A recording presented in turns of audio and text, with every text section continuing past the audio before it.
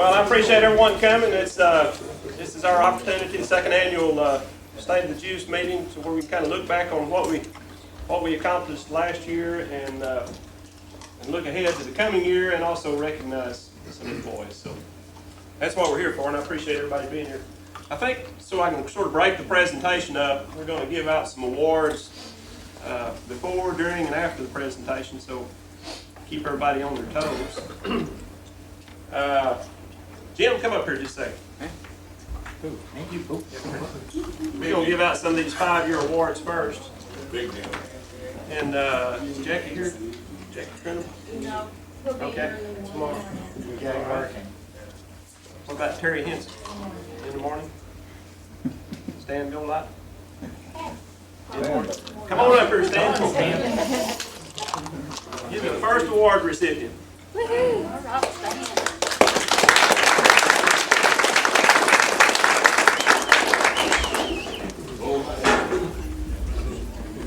Yeah. Stan, thank you for your service over the last 5 years. Appreciate it very much. You can give a short speech. Jim, you can say some words about it. To my fellow constituents.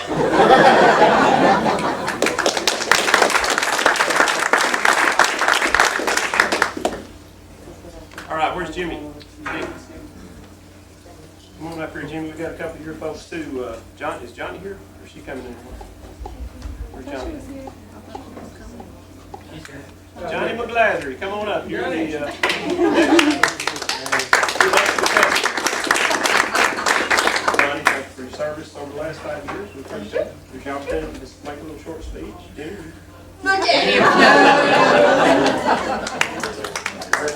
Okay, that's all 5 years, so we'll go ahead and start with the presentation then.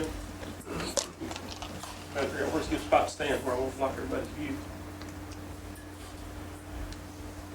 All right, here's what we're going to talk about. Financial, reliability, rates, safety. And then we're going to look back at accomplishments by department. Look at some projects big projects that we're working on right now. Challenges that lie ahead. So let's get into financial first of all. Last year we issued the first tranche of debt, and we're going to issue it over two segments for the engine project. It's a $35 million project, so the first half of the debt was $16.6 million.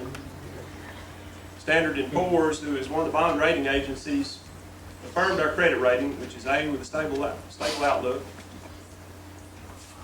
which is a very good rating for a mid-sized MOU like GEUS. We argued for a better rating, but they wouldn't go along with it, so we were happy to hold what we had. And over the last year, we had record revenues, but we also had record expenses. So this is kind of a good news, bad news story. Here's our revenues and expenses over the last 5 years, with last year on the far right-hand column. And as you can see, our revenues were $60 million, first time we broke the $6 million level. But our expenses were higher as well, and so we wound up with a change in net assets, or net loss of $1.2 million. That's not good, and that's, something's got to give so that we can get that turned around. This year, we're going to be in a much better position because some of our TMPA costs have gone down for this year, but may not in future years, so we'll talk about that some more. One of the reasons for the higher expenses, well, we had some personnel additions and payroll cost increases, both on the salaries and the benefits. We had higher commodity costs. As you know, the gasoline prices and just about everything that you bought at the store last year was more expensive. Fortunately, things have come down a little bit. Hopefully they'll stay down for a while. Prepaid metering costs, this is the new program that we started a year or so ago, and we had some costs associated with that program that we hadn't seen in years past, startup costs and whatnot.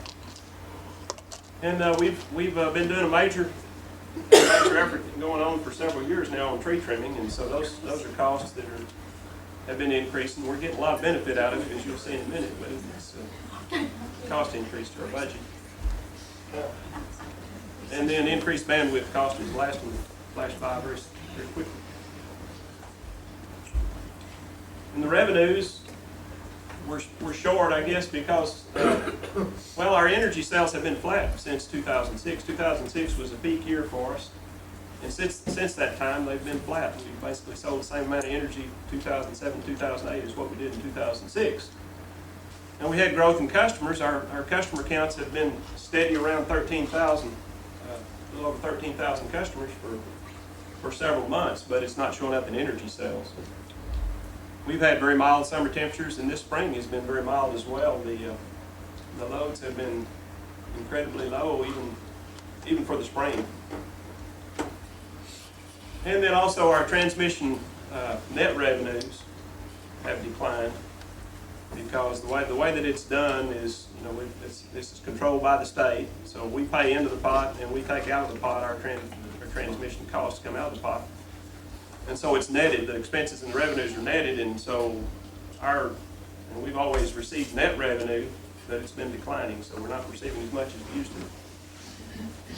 And interest revenues declined with the turmoil in the financial industry. The interest revenues have been very, very low, lower than expected. So here's what we're doing about it. Transmission rate case is in progress. We're going to file for an increase to our transmission cost to recover some of the new investments that we made in transmission, as well as some of the operating costs with the new 24-hour transmission operator function. We can recover some of those costs through our rates through the state. So that's in progress, and we should. It may take several months to get that finalized. We're working on a retail rate study. We haven't had a base rate increase in 20 years, and so we're having a consultant look at our rates to see if they're adequate and to make suggestions for changes. And there will be a focus on managing our controllable expenses. So I expect we'll be working very hard on this year's budget to control the expenses the best we can. Likely outcomes. Probably we'll receive about $300,000 more in transmission revenues, but the expenses are increasing as well. There's $4 billion worth of transmission being built in ERCOT right now, and that's not including the transmission that's being built for the wind farms in West Texas, which is about $6 billion worth. So altogether, over the next few years, there's $10 billion of new transmission that we'll have to help pay for. We'll pay a share of that. So overall, with an increase in revenues from the state, it's probably only going to offset the expenses that we're going to pay. We're probably not going to gain much ground long term over the next 3 or 4 years. And we're probably looking at a retail rate increase. So this is something that we haven't done in 20 years. So to have a base rate increase on the electric side will be something new, and we'll see how that goes. Okay, cable and internet achieved positive earnings in 2008 and actually made a budget transfer back into the electric funds or to the holding account. And we were all real happy about that. The cable and internet revenue is increasing, but at a little slower rate than what it was, a year ago. And so there is a rate increase pending on cable. I think it's just a matter of working out the timing and when to pull the trigger on that. Jim and Corey are working on that. With respect to our audit, which was just completed in April, looking back at last year's audit, the auditors always put together what's called a management letter where they make certain recommendations. They have findings and things that you need to do differently or better. So last year we had 3. One of them was with regard to our cash handling. They found several deficiencies, made some recommendations with regard to our cash handling. And that was, we had a auditor come in and look at our processes and make some recommendations, and those have been implemented. We've got improved reporting and procedures now, and the auditor was satisfied with what changes we'd made there. Fixed assets was another thing. That was completed, the update was completed in 2008. The accounting department was very involved in that, as well as all the departments having to go through and identify the fixed assets and update the records on fixed assets. We're planning on doing that annually in the future instead of every 3 years, because 3 years is a long time to remember where everything is at, and so we're going to update that annually and think that'll be a better way to do that.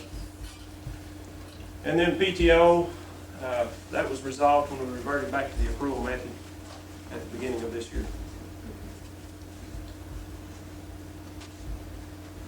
Auditor recommendations for the coming year, well, there was only one, and it had to do with the new accounting standard, GASB 45, which involves funding of post-employment benefits.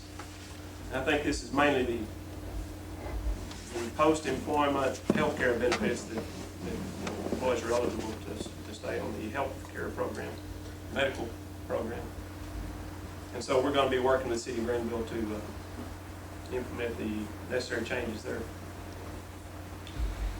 We'll talk about reliability.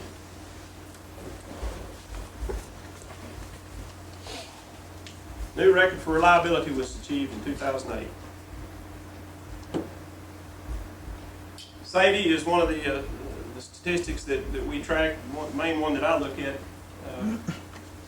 and it has what it really tracks is the average amount of outage time that customers will see during a given time period.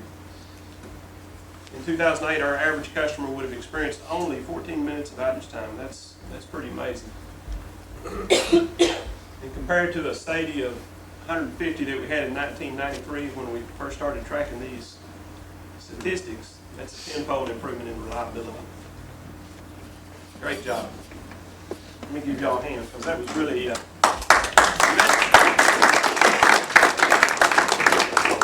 it didn't happen by accident. It happened through a lot of hard work, tree trimming, the new equipment that we put in, new transformers, and feeders, substations, everything works together.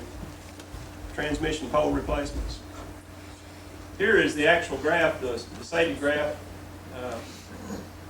Trish just updated the statistics not too long ago. Thank you, Trish. And you can see the trend line is pretty dramatic. It was 150 in 1993 when we first started, and it's been steadily going down since then. Except for that one blip when we had the ice storm and had major portions of our system down for an extended period of time. We've been on a very good trend there. Now here's something that you should all take pride in. This is a comparison with SAIDI's of other utilities. Encore, Caprock, Austin Energy, Texas, New Mexico. All of these utilities file reports with these statistics at the Public Utility Commission. So I downloaded these off the PUC website. Encore, for example, had 250 and 250 in 2007 and 350 in 2008. Probably the largest utility in the state, at least in this region. Caprock, another close by utility, over 300 and then down to still almost 150. Austin Energy is another municipal utility. They're close, but they're not as good as us. And then Texas, New Mexico, also close. So you can be very proud that how we compare with other utilities in this statistic. Okay, this is interruption causes, and this is the way the state categorizes the causes for outages: weather, vegetation, animals, birds, people, utility equipment, other. And we compare pretty favorably in all of these areas. The only one that we're kind of out of whack on is animals and birds. We're the blue curve on the left there. Animals and birds is a little high for us. Of course, we've had some fairly major animal-caused outages the last couple of years. And one of the things that I've asked Mark to take a look at is if there's not a way to improve to harden our substation transformers, because we had the raccoon or opossum, whatever it was, we couldn't tell, that got into the diesel plant. And then recently we had a cat that got into the O'Neill streets, which caused major substation outages and a lot of equipment damage. So we've got to figure out a way to harden our system against animals getting on top of our substation transformers. And then, of course, we have the routine squirrels and other things, the day-to-day stuff as well. There may be some ways that we can improve our reliability in those areas. Vegetation, we're surprisingly about middle of the road on that. I know we spend a lot of time tree trimming, but that's an effort that's paying off in the statistics. People, that's vandalism, backhoes, I guess, getting into lines and stuff like that. We don't seem to have a lot of that compared to other utilities. Utility equipment, that's transformer failures, equipment failure, and so forth. And I think we've done a good job of replacing our older distribution plant. I think that's probably the main factor there.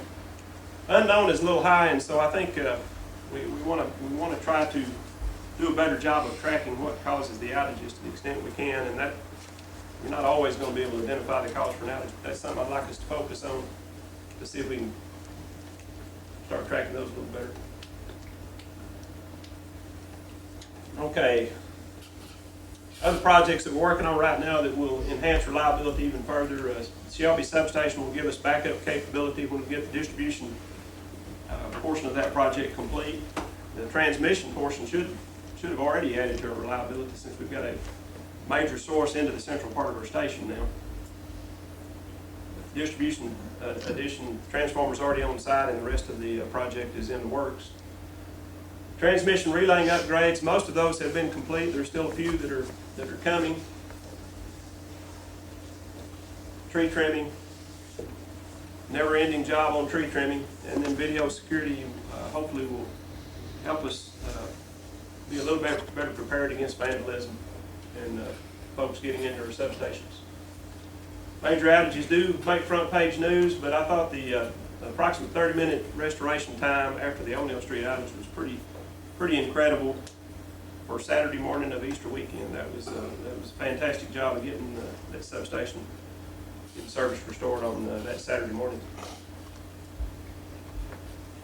Now we're going to talk about rates. As I said, we haven't had a base rate increase in 20 years, but we did lower the base rates in 2005. We are competitive with the competitive retail electric providers. In fact, our rates are about 16% below the least cost provider.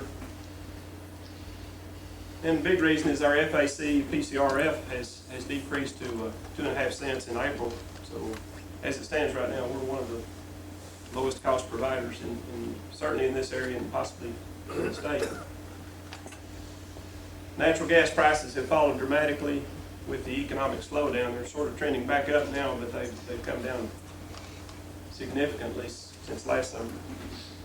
Here's a comparison. I pulled this off of the Power to Choose website back at the end of April. If you look at and these are 12-month rates, because you can buy short-term rates, which may be just a little bit cheaper than this, but I try to compare with the 12-month rate because I figure that gets you through the summer months and the winter months. It's a fair comparison. And our rate, which we're on with the green curve on the left there, that's based on our 12-month average electric rate with our 2.5 cent fuel adjustment added on top of it. So we're about 16% lower than the cheapest provider that you could have obtained if you lived in Caddo Mills or Rockwall or one of these areas where you could choose your electric provider. The best you could do would be 16% higher than what our rates are. This is a curve shows natural gas prices in blue going back to 2003. And this is a 12-month strip, so it's kind of an average price for the year, 12 months looking ahead. You can see that it's been very, very volatile over the last few years. And you can see this red penciled in here is the fuel adjustment charge at those same points in time. So you can see our fuel adjustment charge tracks very closely to what the natural gas prices are. And so now we're at low gas prices and our fuel adjustment has come down to track it. We don't know exactly where this will be a year from now, but most everybody says fuel adjustment the natural gas prices ultimately have to be around $7 to be high enough to generate sufficient production. So if they level out at $7, then we're probably going to be around 3.5 cent fuel. Right now we're over collected, so we're artificially low to try to refund some of the over collection that collected over the last summer. We kind of shot our target during the summer months, because just as we got up to that level, gas prices started falling almost immediately, so we over-collected during the summer months, and now we're having to pay it back. Power supply costs do have a major impact on rates, probably the number one factor. We're in good shape there because 60% of our energy comes from TMPA, which is a very stable. You don't see the volatility in the coal prices that you see in natural gas, so it's more stable on the energy cost. But the fixed cost out of that plant are increasing because of some projects that TMPA is having to build. Scrubber project is one that's $120 million project that's got to be done for reliability or not, environmental compliance. And then transmission projects that they built the last few years, including our Shelby substation, which was a $13 million project for TMPA. So about the remaining 40% comes from market purchases or local generation. And purchase power cost tracks natural gas up or down, as I just showed. There's the same curve I showed last year. I didn't update it, but 65% of our budgetary costs are based on fuel and purchase power expenses. So still talking about rates, we made a decision to construct this new 25 megawatt engine plant. And the main factor behind this decision to build that plant is that we'll have fast start capability, and that plant will be able to start and come online in about 10 minutes, which will allow us to avoid volatile prices in the wholesale markets. Gary can tell you that the prices in this market can go from $20 to $2,000 just in one or two intervals, and can stay there for a very short time and then be back down to $20 levels. So it's kind of a crazy market, but this will give us some capability to protect ourselves from the volatility and to take advantage of the cheaper market prices at the same time. We've been managing our own power supplies since 2007, and so last year we estimated the savings compared to the way we used to do business worked out to about $3.7 million. So that's certainly had a good year in power supply. I want to talk a little bit about safety. The recent trend, we had a recent Central Safety Committee meeting, and the trends are a little concerning. We've had an increase in accidents. We've had several lost time accidents. Numerous injuries requiring medical attention. Increase in vehicle accidents. Of course, accidents lead to injuries, which leads to pain and suffering. And none of us want any of you to have to endure pain and suffering because of accidents. Vehicle accidents lead to property damage and occasionally, I guess, injuries as well. This is the statistics for the last few years from the production department. And this is the number of incidents, or the number of accidents that were reported. Probably the highest injury at the plant, or the highest volume of accidents has come in the sprain and strain area. I know we've had a number of accidents involving turning big valves, and some lost time accidents, some of which required surgery. So, and then knee injury, skin burns, and you see the other categories there. So, I'm just showing you these statistics to call attention to the fact that the trend is not good, and we need to focus attention on it. This is a compilation of accidents from customer service, cable and internet, substation, and T&D. The statistics here may be a little misleading because I don't think in years past that necessarily all of these groups were added together.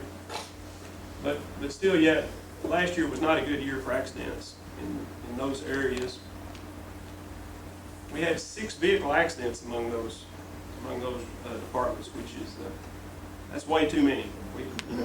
Some of them, I guess you could argue, are not our fault. Sometimes customers do silly things and run into our trucks with us parked. you know, it's hard to avoid that. But we can do better than that. I guess poison ivy is always always in the statistics.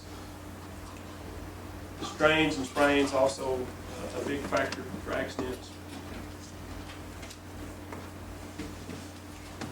Every one of these little blocks on here represents an accident that somebody had to report, maybe had to have medical attention, and you know, had pain and suffering because of it. Now, TND has started a new program that I'm very excited about. It was discussed at a recent safety meeting, and it's known as behavior safety training, and there's other names for it. I'm not sure we've decided exactly what to call it yet.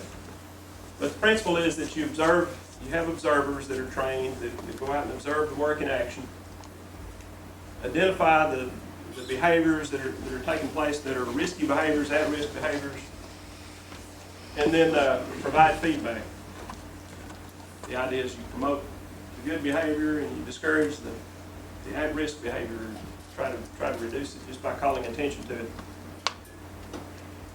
And then ultimately develop an employee-driven, safe work culture. That's the main goal of this program. And the goal has to be 0 accidents. We may not achieve that, but that has to be our goal, because otherwise, as David pointed out at the last TND safety meeting, who wants to volunteer to be one of the 18 accidents that we have next year? Nobody wants to go through that. So we have to have a goal of 0 and work to that end. I'm very excited about this program. I think it holds a lot of potential to reduce our accidents and to really create a safe work environment. And if it works, then we're going to expand it to the other departments as well. All right, let's take another break and hand out some more awards here. Evan Warren, come up here.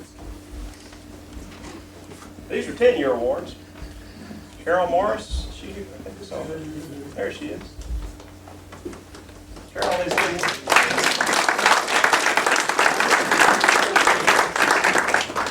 Carol has been here 10 years. Thank you for your service. Thank you. You can give a little speech now. Thank you.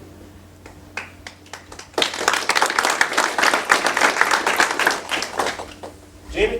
Where's Jimmy? You go down here. Randy Leggett, is he here? Yeah, he must have come more. Sorry, Jimmy. And I'll do this one, Mark Stapp. Mark has been with us 10 years. Can y'all believe that?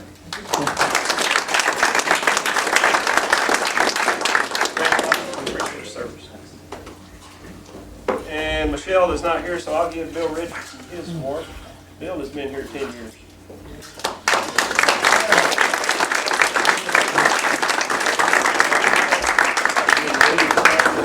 Doesn't seem like a day over 20. It does. Thank you.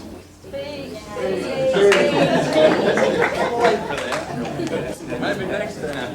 All right, that's all the 10 years. We got some big ones coming up. All right, I want to talk about some of the departmental accomplishments over the last year as well. I asked all the department heads to give me a list of their what they felt like were the top accomplishments for the year. So starting with the Accounting Materials Management Group. They rearranged, reorganized the warehouse, moved things around so that this foam could be installed out there, which will keep the temperatures a little cooler. We had basically very, very little insulation out there. Is that working all right?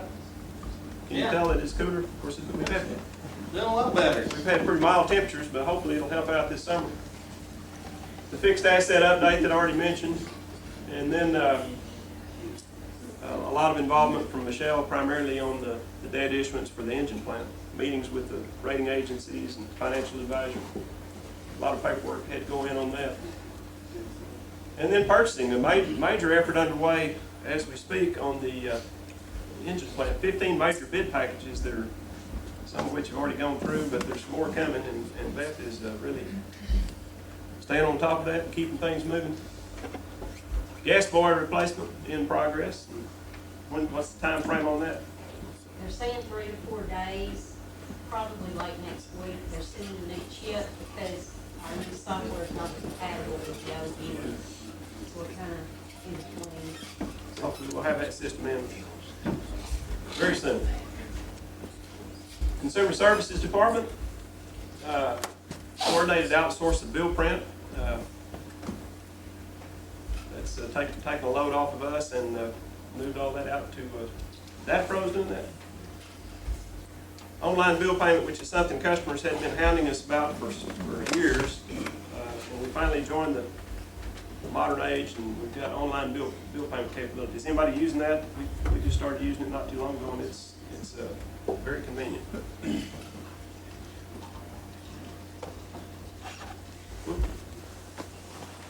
Overshot. Savvy Consumer Program. This is the energy efficiency rebate program that we've just started, and it's been well received, and we may run out of money pretty quick on that. A lot of residential customers have participated in that program, but we've had a lot of commercial interest as well. We've been kind of having to hold them at bay. Complete audit of the garbage billing. That was a major undertaking, and it had been years probably since the garbage records had been updated. Cooperated in the audit of the cashiering and implemented the auditor's recommendations, and everybody seems to be very satisfied with where we're at in that area now. 90,000 telephone calls handled. Boy, that is a lot of telephone calls. 26,000 files scanned. Trying to eliminate some of the paper storage. The website was modified and updated. I'm going to pull that up for you so you can see it if you hadn't looked at it.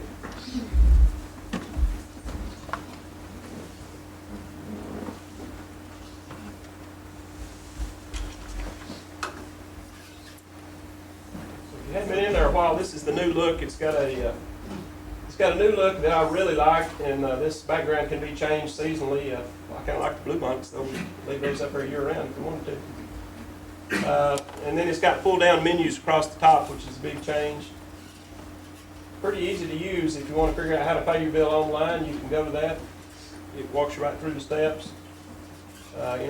Internet rates. If you're interested in our internet service or cable TV lineup, pricing. It's all right there. You can get to the information very quickly. So, very, very happy with the new look, feel of that. We also, they also coordinated with GISD and the contractor on a new solar energy project, which you've probably seen around town. And you can actually look at the output from these photovoltaic solar cells. So that's what they were doing. I guess that's yesterday. If you go down the bottom, you can see what the total production is for the year. 1,687 kilowatt hours that unit has produced, and we've got 6 of them out there. So this has been a good project to work with GISD and get us into the renewable energy area.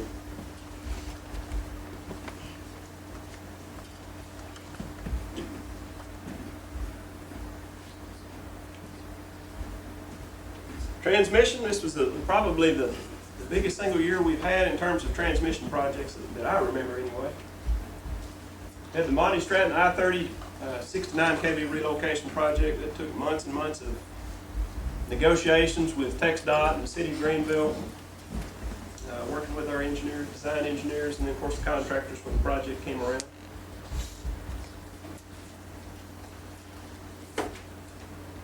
Shelby Substation, another 69 kV relocation to reroute our transmission lines into that new TMPA substation. The FM 118 storm repair, there were 6 transmission poles that went down in that during that storm, and our crews were able to replace those poles in 3 days, which I thought was very fast paced to get that work done. All with in-house crews, and fortunately we had enough poles to get the job done. I always get nervous when we're on radio feed to any of our substations, and so I was urging them to get it done as quickly as they could, but I was very happy with getting it done in 3 days.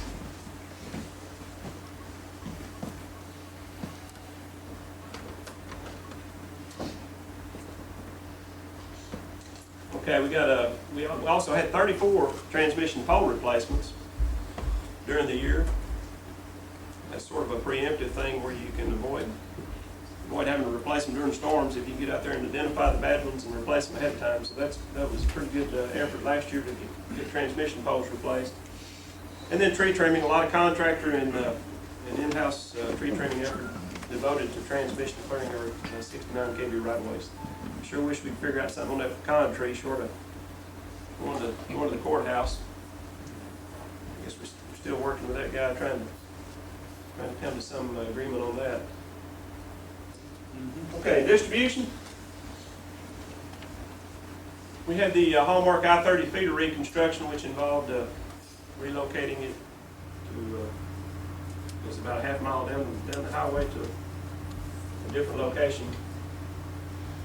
And that naked pole that sat up there for so long, we finally got some wires attached to it, so it looks better now. And then 118 storm repair, there was 5 distribution poles that had to be replaced during that. So when we had some guys working on those transmission poles, we had other guys picking up the system. Worked all night for a day or two there, getting customers back home. Had one customer on the generator for 3 days, I guess, till we finally got repairs made to the transmission part there. And tree removal, of course, every time you have a major storm, you got trees to deal with. We also sent a crew down to hurricane restoration at Kirbyville and Jasper.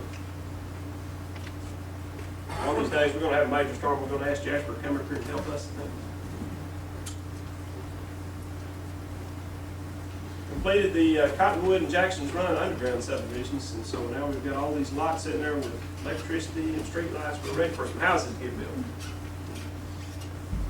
And major effort on tree trimming on the distribution lines as well. Substation relaying, we had the Shelby transformer. It's sitting on the pad now, so we have the pad, transformer, and relaying associated with the transmission. Coordinate with the TMBA facilities.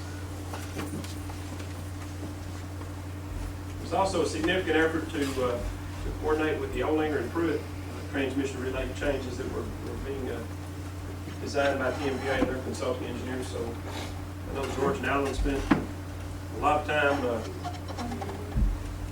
coordinating with TMBA and their consultants. LTV feeder relaying upgrades were completed. If we could just get the underground cables out of that substation, we'll be back in business. Substation security, video and motion detectors have been installed at 5 or 6 substations, I think now.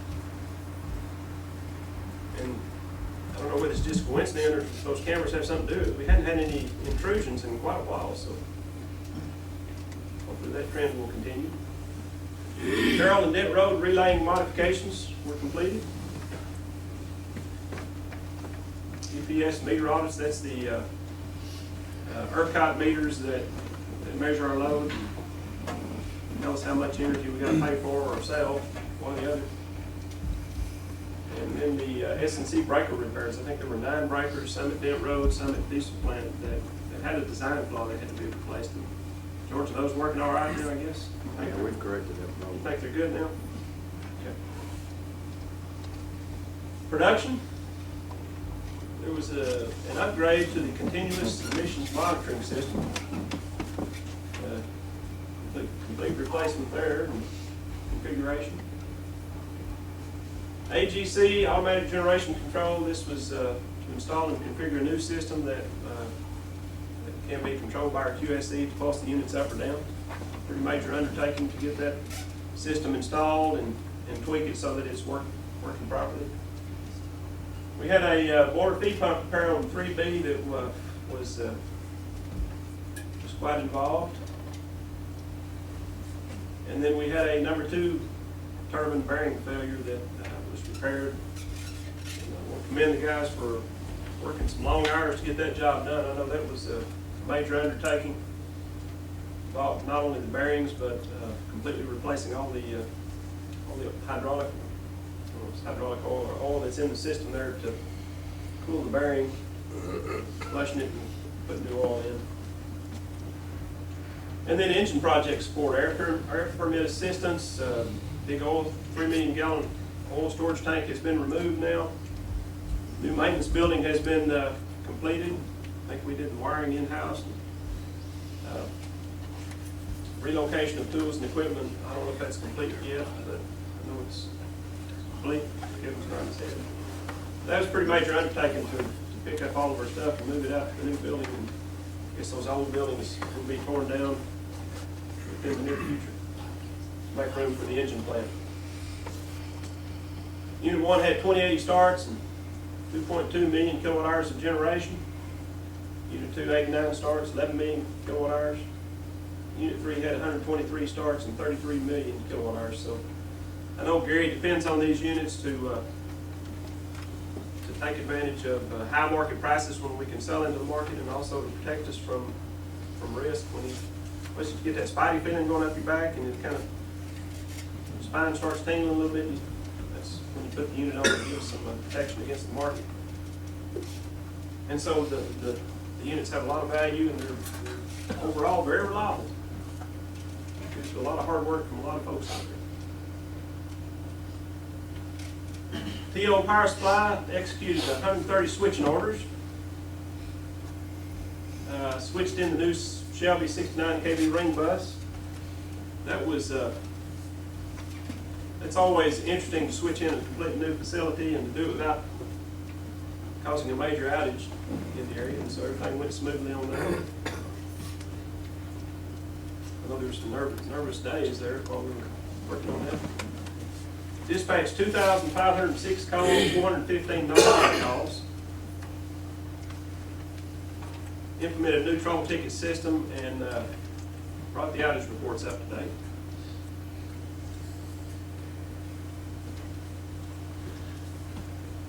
About 90% complete on the substation and RTU display building for the new SCADA. And still be some work to check out, verify the readings on SCADA match the RTU. There'll be some tweaks that have to be done there. We're getting pretty close. And then update to the dispatch wall map. First update that's been done in 10 years to that.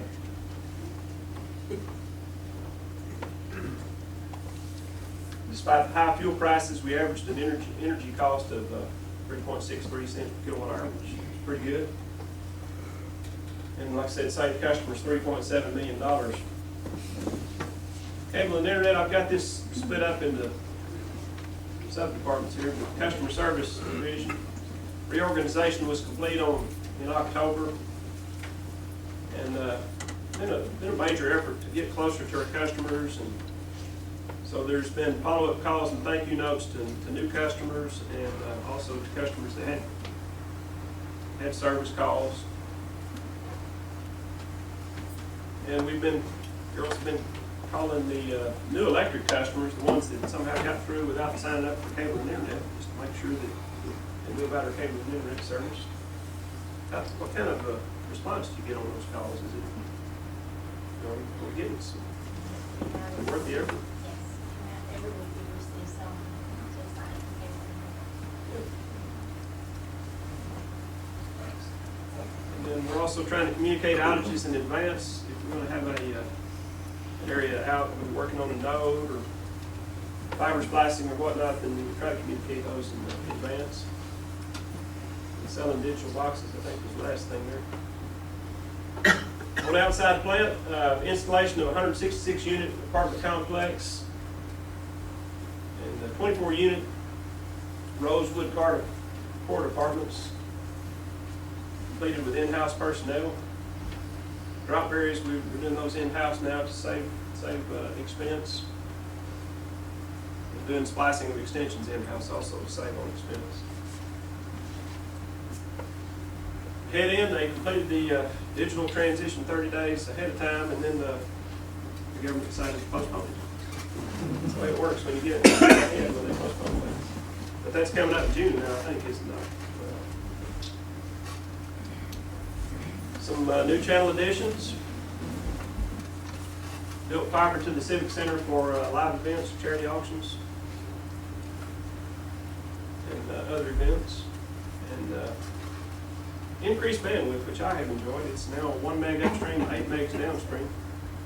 So hopefully our customers are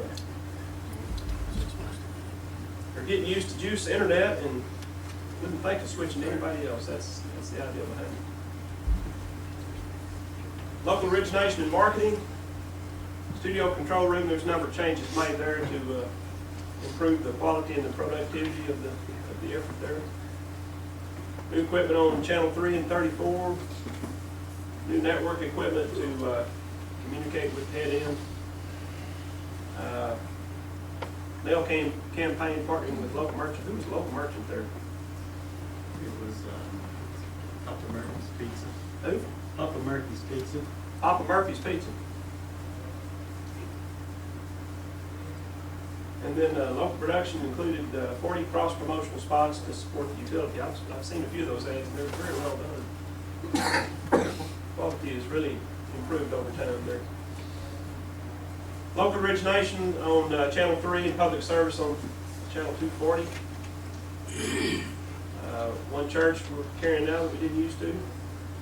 And then a number of local programs for a bunch of different entities.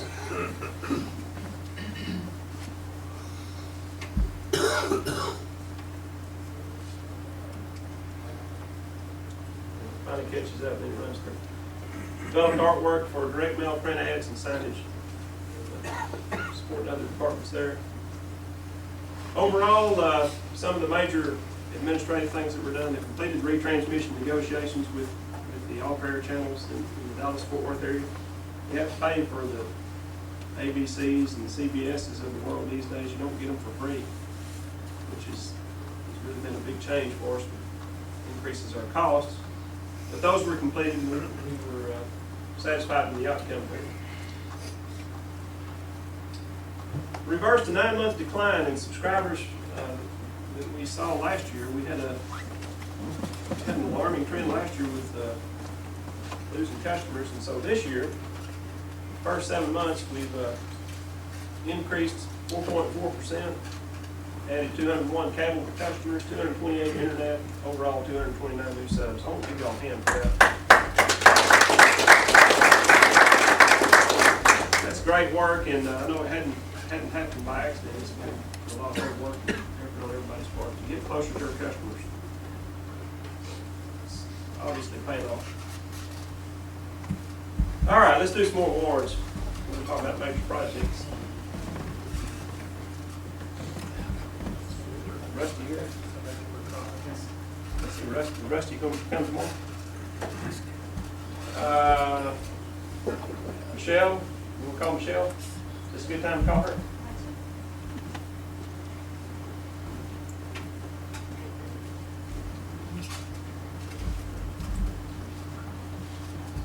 See Tommy.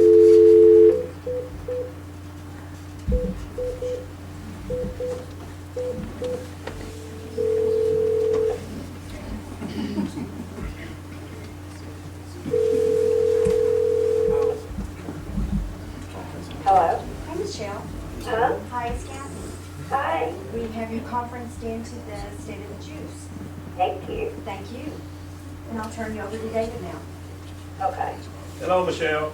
Hi, David. I just wanted to give you your 20-year award. And I want to thank you for your service over the last 20 years. And we'll have you in our thoughts till you get back and join us. We miss you. Okay. And I think we've got one more award we wanted to present. okay.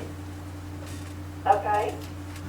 We want to present an award to you in spite of your very demanding job leading our utility and dealing with TMPA and their multitude of problems. You've made employee morale a priority.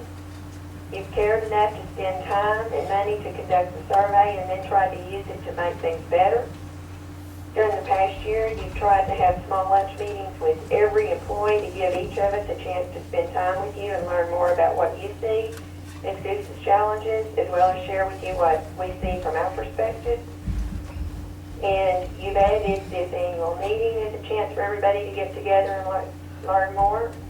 And especially in these troubled economic times, I think we're really lucky to have a leader who strives to make GEUS a better place to work, and we appreciate you.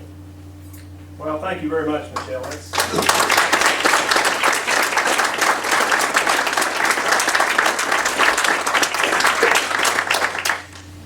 I'm very touched by your words, and I appreciate the thoughtfulness of them.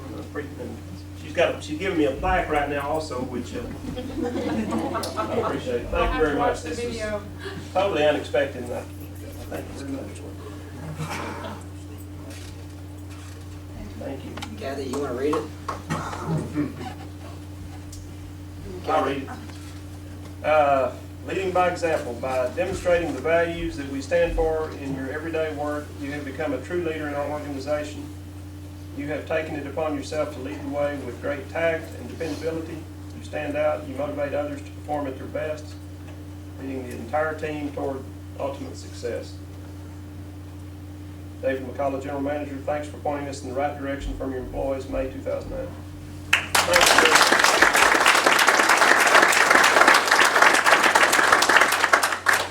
I'll have to have somebody else finish the meeting. I'm choked up. You still there, Michelle? I am. Well, thank you again, and we look forward to seeing you. Hope you're feeling well. Thank you. Thank you for everything. All right, bye-bye. Bye-bye. Wow. Got me off guard. To give somebody else more to get me off the spotlight. Paul Scott, where are you at?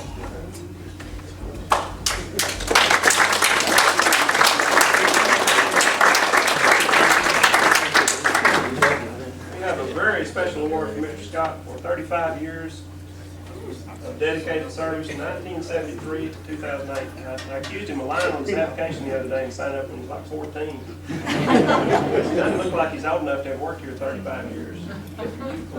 Youthful looks. Thank you for your service.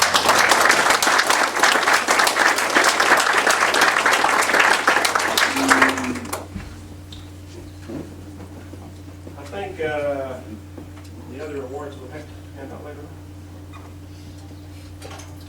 Major projects in progress. Engine project, which we talked about, $35 million project. We've never had a $35 million project before, not since I've been here anyway. Probably the largest was the cable and internet project. It was a little over $8 million project, so this is a big one. There's a lot of focus on it, and I know there's a lot of different parties that are working on it. They've come up for a new term. For the time that they spend with Tom, call it dark time or Tom time. Talk about, what is it? And there's been a lot of meetings, and a lot of important meetings, and a lot of work getting done on that project.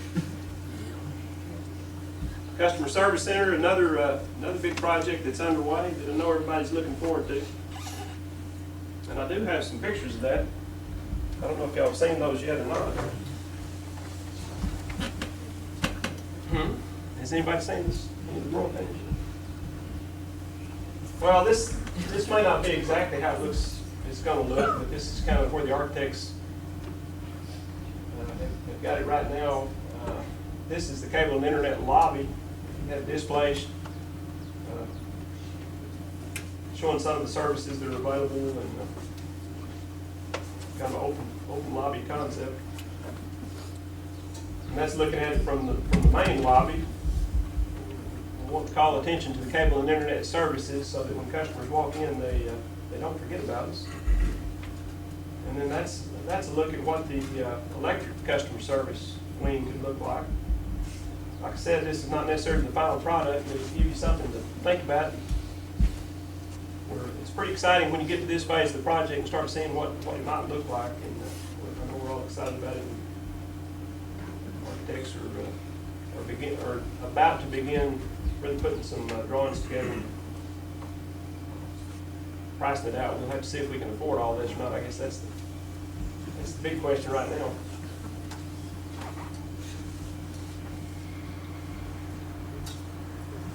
And then Shelby Substation, another big project that's going on. T-cost rate case, some of these I've already mentioned. The retail rate study. Stimulus fund grant acquisition.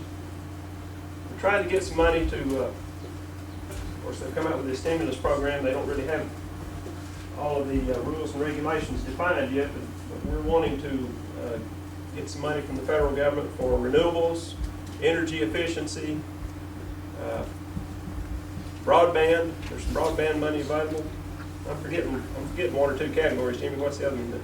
Well, make that, have a showplace, the new customer service. Right, we're gonna try to incorporate some energy efficiency and renewables into that facility. And so anyway, Reed Cook and Jimmy are working on that quite a bit, and Jim Tyler as well.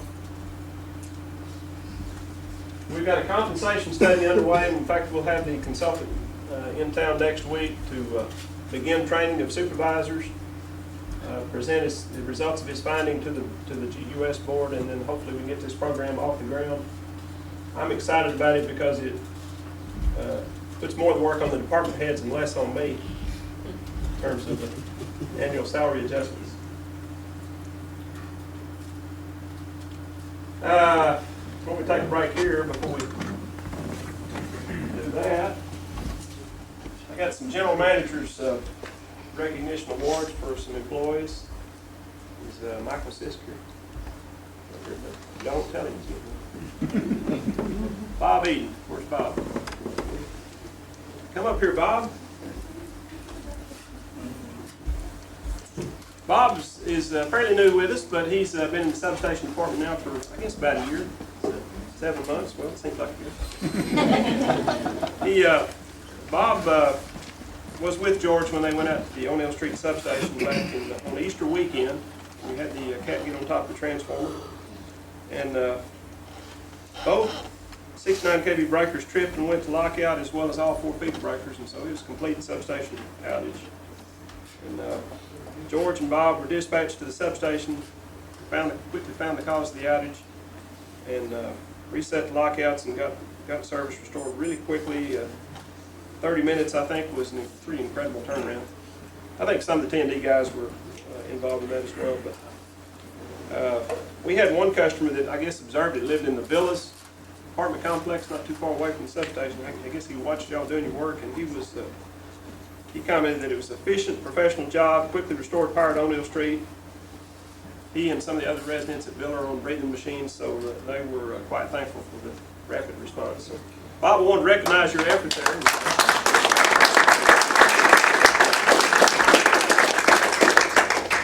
Is JD here?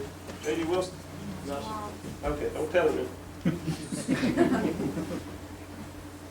Amparo, there she is, right on the front row.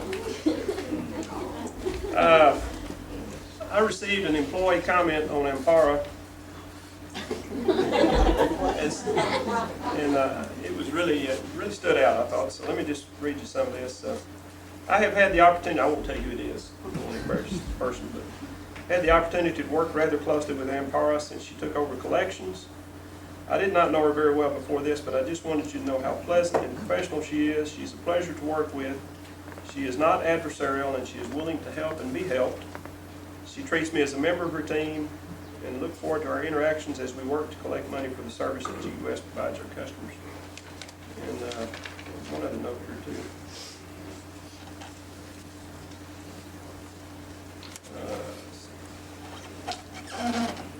She is a very hard worker, and even though she is a one-man department, she manages to get a lot accomplished. She goes above and beyond expectations. So, Amparo, thank you very much.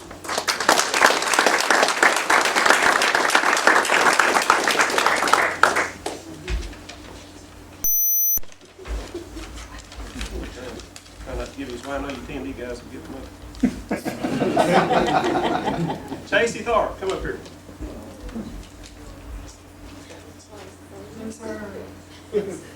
I wanted to, he started out in the cable department, but now he's over in the line department, and he always has such a pleasant and positive attitude. I observed him working out on this 118 project that we talked about earlier, and he was actually running from one end of the pole to the other. That's Terry's slave driver. Well, I shouldn't be giving Terry one. But I appreciate your attitude, and you're a fun guy to work around, I can tell, just from the way people Appreciate it. Talk at you. You're a greenhorn, so they're gonna give you a little hard time, but Yeah, sure. get you get there. Thanks, Jason.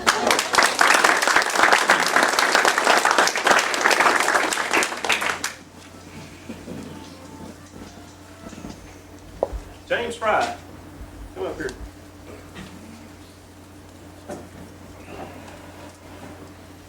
Many of y'all may know that Bill was out for an extended period of time last summer and maybe into the fall. And I know James, Michelle commented several times, what a great job you were doing filling in for Bill and keeping things running out there. You really rose to the occasion.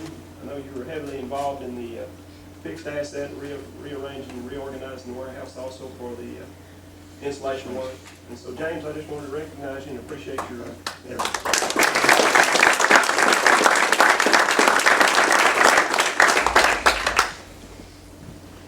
Mark Western. That's all. Come on up here. While he's coming, I'll tell you a little bit about why I'm recognizing Mark. We talked about this major turbine project, number 2 turbine bearing project. That project involved coordination with multiple contractors, coordinating with the in-house labor as well from numerous departments, not just the mechanical department, but other departments, and working some long hours. And I know it wasn't you only that did that work, but I wanted to recognize you for your leadership on that project and getting it done in a very timely and effective manner. Well, I appreciate it. It's all because of my guys.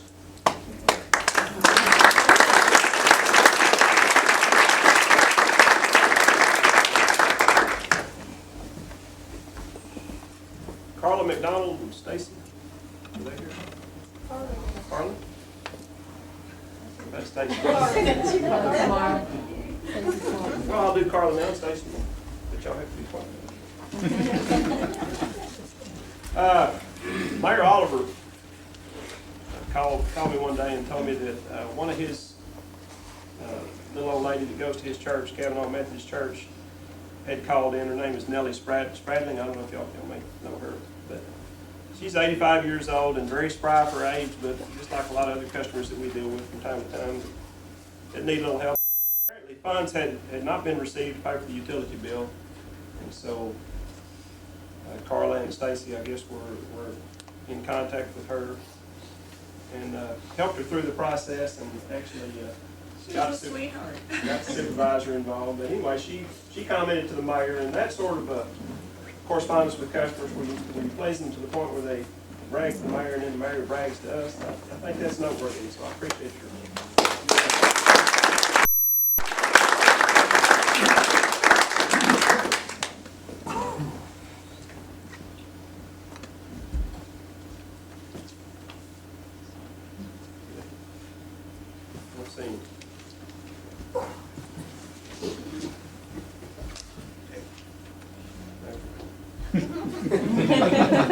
Well, Kathy Singleton is next on the list.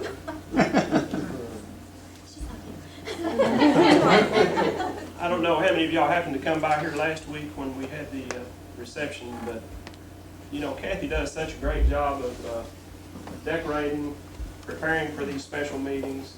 She's so detail oriented, and she really makes these occasions very nice and special, just like today with the linens, and she really takes care of all the little details that I would never even think of. And not only that, but she keeps me straight. A lot of times I'm out of town when these board meeting packages are getting prepared and getting ready to go out.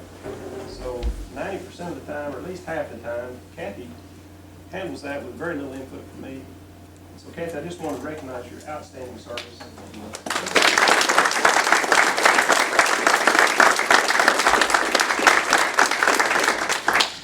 Trish Fleming, come up here. Trish is the workhorse has been the workhorse around here for a long time, and she has recently completed these outage reports, which I was very appreciative of, and it helped me with some of the reports that I was ready to do. Rotary or somebody, I can't remember who it was, but anyway, you helped me out there.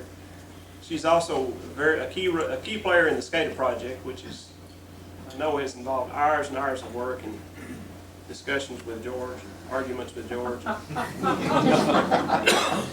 Discussions and discussions. Anyway, Trish, you've been very dependable and reliable over the years, and we appreciate your service.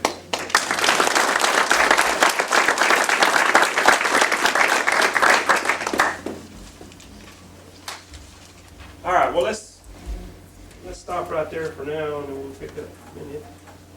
Good on time. Why are we still on time? All right, I want to talk about some of the challenges that we have coming up.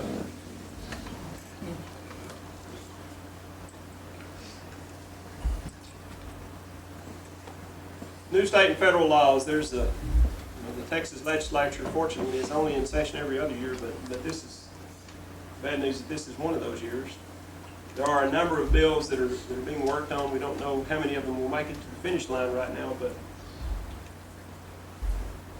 renewable portfolio standard, if it goes through, will require us to spend X amount of money per year on solar, wind, some of the renewables.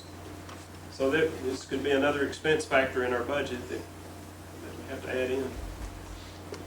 The energy efficiency mandate is a similar area. There are bills at both the state and the federal level right now that will mandate us to do things there. The most worrisome bill that's being talked about right now is the carbon cap and trade program. The reason that's worrisome is that depending on how it actually comes about,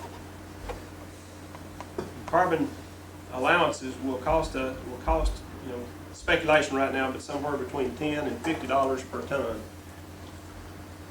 We have some advantages with our coal plant, but one of the disadvantages is that it's one of the largest emitters of carbon dioxide. And so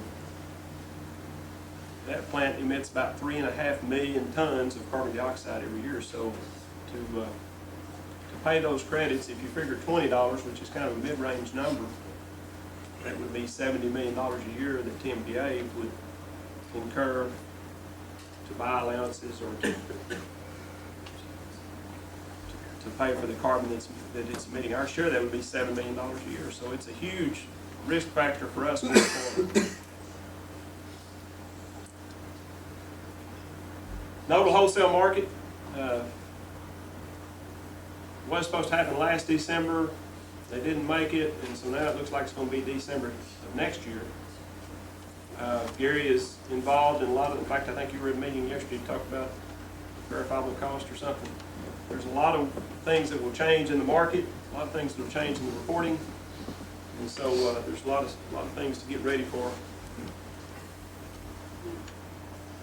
Compliance issues, EPA. New rules coming out of the EPA that will impact us. NERC and TRE, of course, is the reliability standards that we have to comply with. ERCOT, they're starting to come out with some compliance standards that they haven't had in years past. And then, of course, GASB, the new accounting standards that are coming out, which are more onerous and require a lot more work to be done, like the GASB 45 that I was talking about a while ago. Wind additions, the market right now has about 5,000 megawatts of wind. Actually, I think it's got 8,000, but they only have enough transmission to do about 5,000 right now. I've seen it in the 4s. I've never seen it over 5. But when the transmission is built into West Texas, this $6 billion worth of transmission that I was talking about, there will be 18,000. They'll have capacity for 18,000 megawatts of wind. Right now they have generation interconnection requests for about 50 megawatts of wind. Now that won't all get built. 50,000 megawatts of wind. That won't all get built, but I expect that sometime within the next 3 or 4 years we'll have a fairly significant component of wind. Now the problem with wind is it's hard to forecast the weather tomorrow, and so how are you going to know what the wind speed is going to be at 6 o'clock in the morning? All of this forecasting that has to be done to operate a reliable power grid has to be done in advance. So if you're counting on the wind being there and it's not, you're 3,000 megawatts short, well, there's a mismatch there, and so there's some big reliability concerns, but that's also the reason why we think this engine plant will both protect us in terms of reliability, but will also give us a way to protect ourselves against the market spikes, because when that happens, the market prices are going to go out the roof, and so we'll be in good position for that. Challenge to complete the engine project on time and within budget. It's looking pretty good right now, but you never know what is going to happen down the road. TMPA expense increases. We've got a major a challenge with some of these big capital projects that I was talking about a minute ago and financing them over a reasonable term.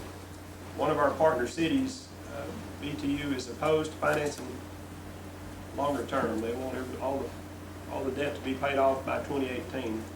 So you're talking about a large amount of debt that, as it stands right now, we can't finance over a reasonable period of time. We're having to finance it over a reasonably short period of time, which means our rates are going to go up to TMPA if we can't work out a deal with BTU.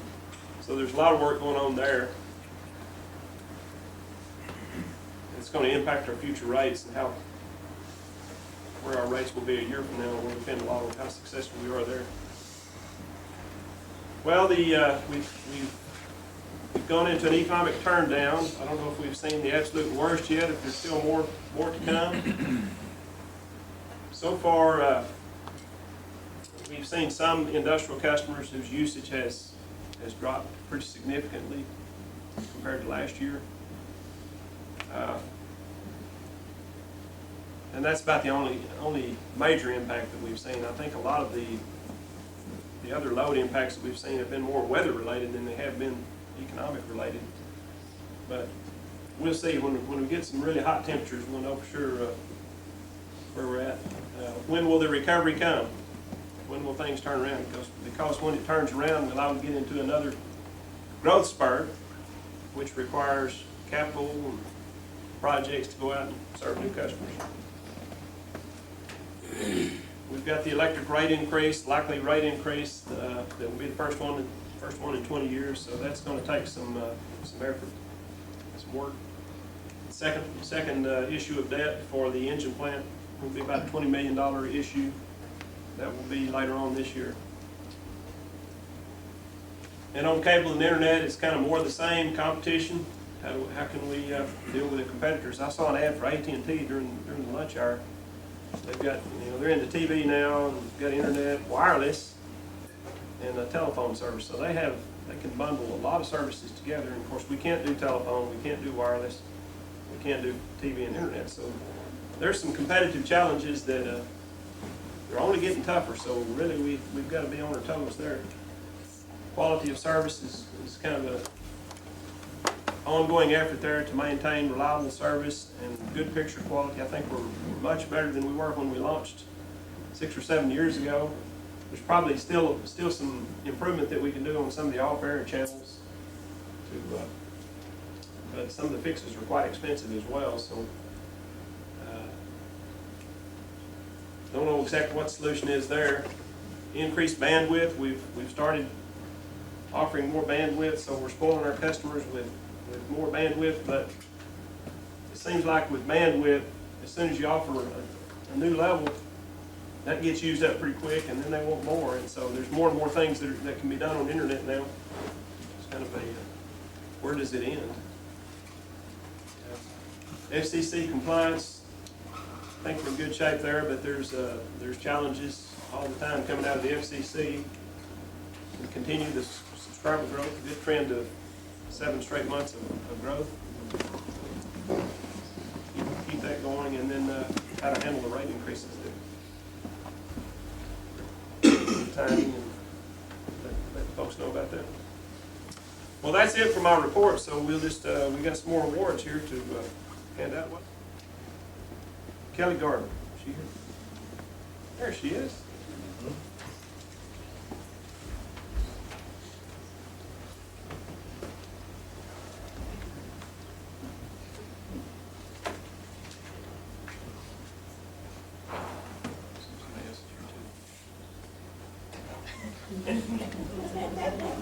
Well, a lot of y'all know Kelly. She hasn't been with us too very long, but she was promoted to cashiering supervisor, what, 6 months ago, Jimmy?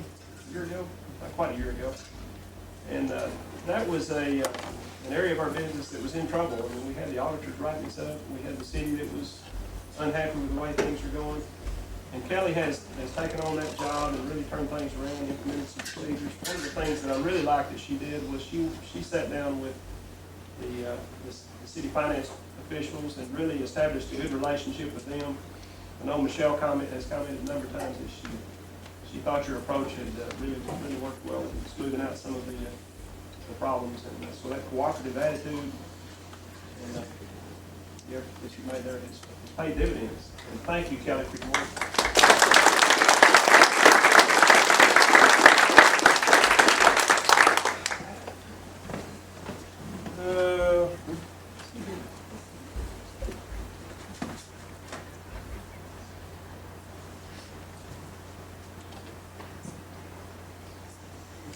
Well, let's see. Next on the list is Dora. Dora? Which Dora? Regalado. I was looking at you. I want to read some things about you.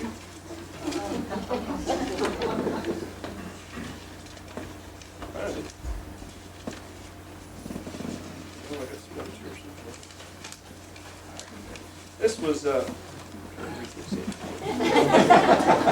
this was turned in by one of your coworkers, and I think it tells it like it is. Dora seemed to make the transition from her former position to supervisor of customer service with ease and grace. She has taken hold of the position with no problem or incident. She is always professional and has shown that she is capable of dealing with everyone, including customers, very well. She is a good leader and seems to know every policy that the company has in place, which is a challenge. And she expects us to follow through with them all consistently. She's very smart and always seems to know the wisest method to take when dealing with a customer concern. Her no means no, but when she says it, she always says it so nicely. You'll have to teach me how you do that. She is a jewel, and although she is younger than the majority of her staff, she is still respected and looked upon as her immediate boss. For those of you that don't know, she took over as customer service supervisor when Diane Thomas left, and I think it was a great choice, Jimmy. She seems to be doing a great job.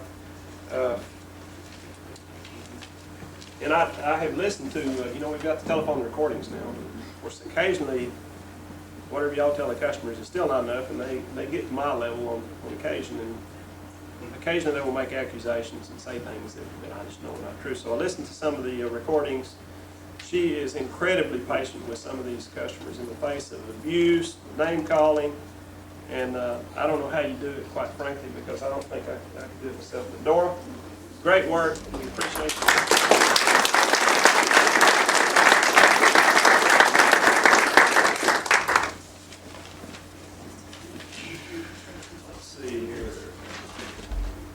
All right.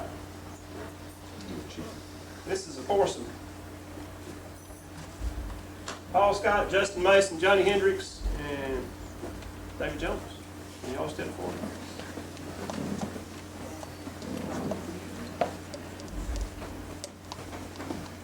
This is your hurricane crew. I asked them if they're ready for another hurricane this year, and I think they're all ready to go. Paul and Justin, they did their second tour of duty in Jasper, and I think you are getting quite familiar with the service down there, aren't you?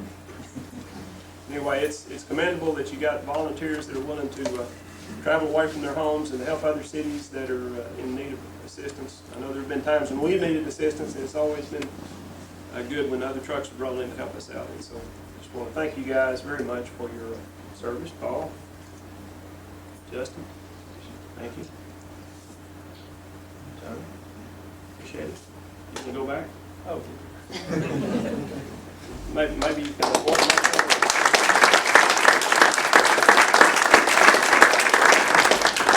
Say one other thing about David. He's the one that came up with this new plan on the behavior-based safety culture.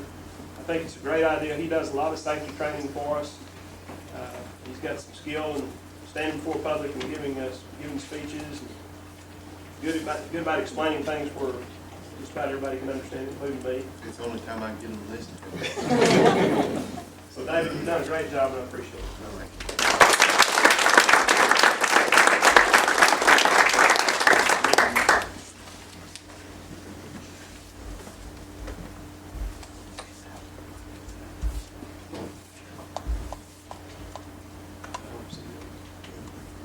Okay. Well, now we're on to the Employee Choice Awards.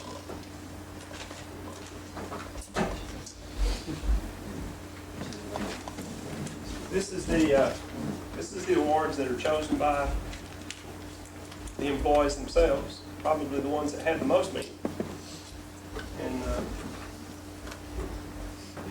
so we're going to do this by department. Accounting Materials Management, Bill Richards.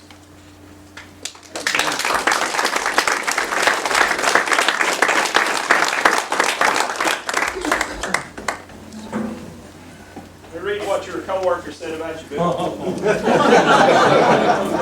to clean it up. In the midst of the inventory preparations, they moved half the warehouse around for foam installation, arranged and straightened the warehouse to greatly improve the function and the appearance.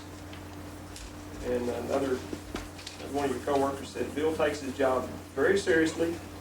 He is called out all hours of the night when the alarm goes off. He has spent the night out there trying to catch the thieves. And he is always willing to help anyone. He always has a big smile on his face. He's always got a kind word for you. And so, Bill, congratulations.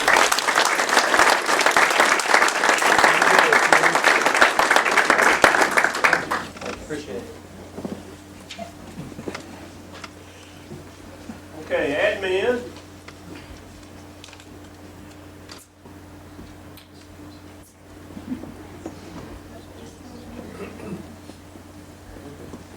We're going to skip admin for now. Cable and Internet, Corey Hogan.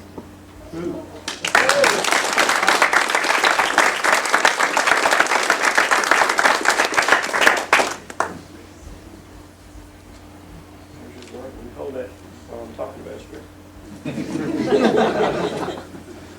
Your co-workers said that you go above and beyond, not only with our customers, but with the office and the technicians.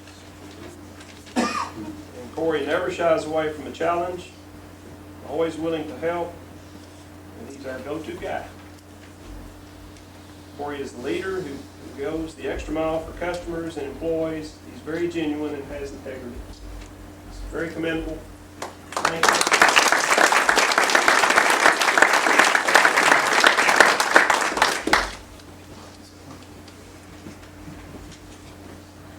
Disorganized on there. All right, Customer Services Department. You won't have far to walk. That's fine.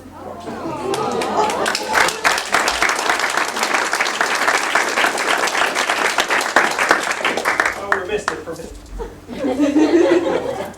I'm in trouble. Let me see what your coworker said about you. She is really nice to customers and is always wanting to learn. Always kind and helpful to customers and coworkers. Works 2 jobs. And then there was one customer that commented on you, on both you and Mary, but I thought I'd read it for you, that comes into our office to pay rather than going to the drive-thru because Mary Laird and Cassandra Barksdale are so friendly and nice. And that is such a compliment. That just really stuck out to me. So Cassandra, thank you very much. Congratulations.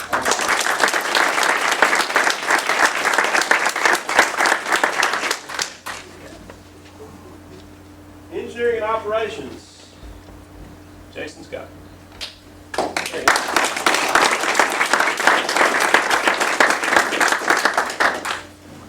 Channel 19. Go better. Jason worked and continues to work on maps of the system, paying close attention to detail and correct geographic locations, new wall mount and dispatch, first one we've had in 10 years. And Jason is involved in many other projects that are going on. He's kind of a low-key guy, but he's there when you need him. I know I've had problems and called for him, and he's Johnny on the spot. And he's got some really great ideas. He's got some good skills and background that we're going to take advantage of on some other projects that are coming up. Jason, congratulations. Thank you.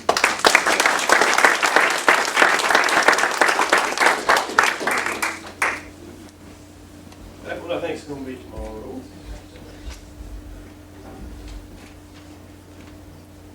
Okay, production department. Mr. Ernest Hale, would you step forward, please?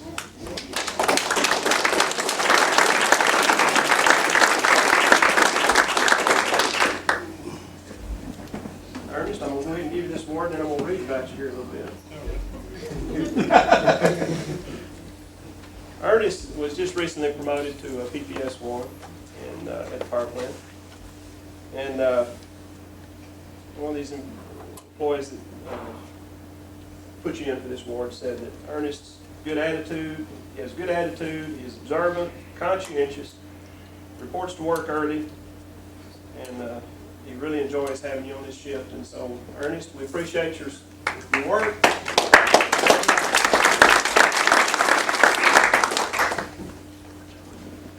Your co-workers selected you for this award, and congratulations. What they say about you is that you work hard, you're a good teacher, and you always do what's asked. So, congratulations. We appreciate your hard work and your service to GEUS.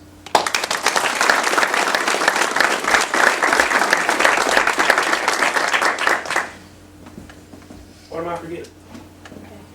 I think that's all we've got. Thank you very much. Anybody have any questions that have come to mind since, or comments? Anybody want to give a speech? Well, again, thank you all for coming. Thank you for those of you that were recognized. It's not to say that those of you that weren't recognized, it doesn't mean that you didn't also do some good things. But certainly we're a team. We all have to pull together. And thank you very much for your hard work.